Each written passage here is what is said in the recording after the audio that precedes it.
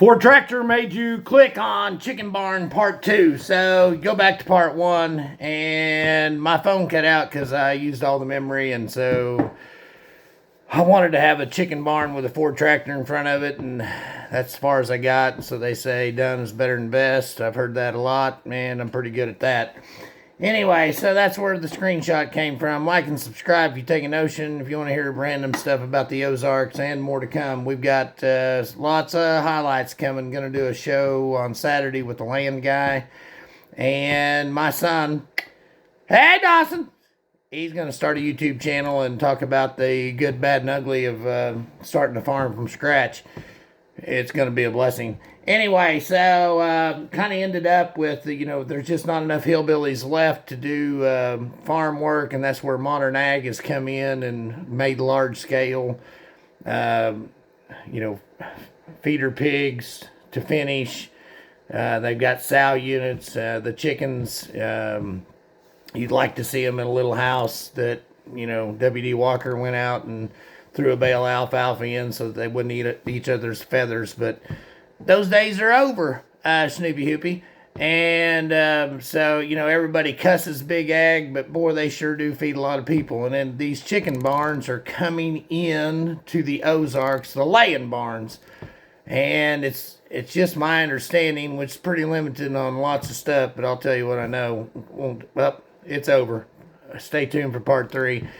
Those broiler barns, they are pushed 6 weeks, okay? You get a chicken that went out to get fried up in 6 weeks, and they are just pushing the feed to them, and that makes a lot of stinky poop. Now, the laying hens, they are interested in producing an egg a day. If they could get 2, they'd probably take it. Go with ducks. So they are not pushing those laying hens, and so you don't have the smell, in my mind. Wow, jeez, that's nice, that you would with a broiler operation. And, I was talking about the dairies. That was the mortgage lifter. There's still there's some families here, good operators. They're not doing it for the money. They're doing it for they're doing it for the lifestyle, and enjoying poor health all their days. Just kidding. Enjoying dairy farming all their days. But anyway, I'm rambling on. But we went from the feeder pigs. They left West Plains and South Central Missouri. The dairies, by and large, have left South Central Missouri. The chickens coming in with these laying barns seems to be the next progression into something that a family could do, albeit a lot of zeros. So don't let zeros bother you if you're in farming.